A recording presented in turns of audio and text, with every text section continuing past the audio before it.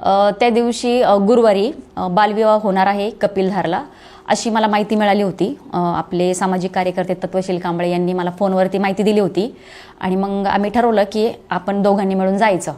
आणि एका महिलेनं, कोणीतरी NGOच्या महिला असतील किंवा सोशल वर्कर असतील, त्यांनी मला फोन करूनही सांगितलं होतं आणि व्हॉट्सअपवरती मुलीचा वयाचा पुरावा आणि पत्रिकाही पाठवली होती. त्याच्यानुसार मी आमच्या महिला पोलीस हवालदार उषा चौरे आणि आमची सरकारी वाहनासोबत आणि तत्वशील कांबळे आम्ही अशा सोबतच गेलो होतो.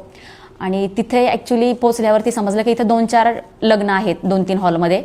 तर मग आम्ही थोडं कन्फ्यूज झालो का नेमकं कोणत्या हॉलला जायचं. पण आम्ही सुरुवातीला ज्या हॉलमध्ये गेलो तिथं आम्ही गेल्यावरती आम्ही सगळे सिव्हिल ड्रेसवर होतो ॲक्च्युली. आणि एका महिलेला आम्ही नवऱ्या मुलीचं नाव विचारलं, तर त्या महिलेनं आम्हाला चुकीचं नाव सांगितलं. आणि त्यांनी चुकीचं नाव सांगितल्यामुळं आम्हाला असं वाटलं की आपण जो बालविवाह थांबवायला आलो आहोत तो दुसऱ्या हॉलमध्ये असेल. म्हणून आम्ही तिथून त्या हॉलमधून बाहेर पडायला लागलो. आणि तरी पण म्हटलं एक वेळेस खात्री करावी म्हणून आम्ही नवऱ्या मुलीचं आणि नवरदेवाचं आडनाव विचारलं त्यांना. मग त्यांनी आडनाव विचारल्यावरती आम्हाला जे अपेक्षित होतं तेच आडनाव त्यांनी सांगितलं.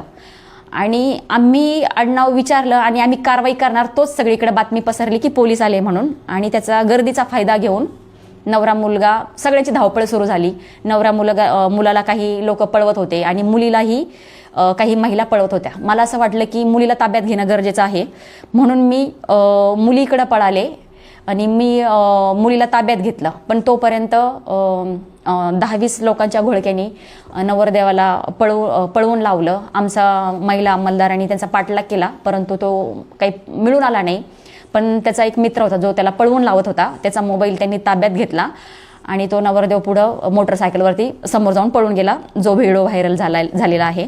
त्याच्यानंतर आपण तिथे जमलेले जे काही लोक होते, बाकीचे तर पळून गेले होते, जमलेल्या लोकांना आपण बालविवाह प्रतिबंध अधिनियमाबद्दल माहिती दिली किंवा बालविवाह करू नका म्हणून त्यांना सूचना दिल्या आणि आपण असा समुपदेशनाचा कार्यक्रम तिथं घेतला. त्यानंतर पीडित मुलगी घाबरली होती, तिलाही आपण तिचं समुपदेशन केलं. आणि त्याच्यानंतर आपण नवरदेव, त्याचे आई वडील, मामा, मित्र, मुलीचे आई वडील, मामा अशा एकूण 8 नातेवाईकांवरती बालविवाह प्रतिबंध अधिनियम कलम 9, 10, 11 प्रमाणे बीड ग्रामीण पोलीस स्टेशनला गुन्हा दाखल केला.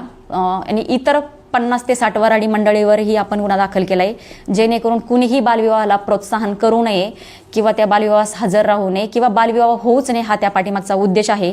तसेच कपिलधार जे देवस्थान आहे तिथं याच्यापूर्वीही बालविवाह झाले आहेत अशा बातम्या ऐकायला मिळाल्या होत्या.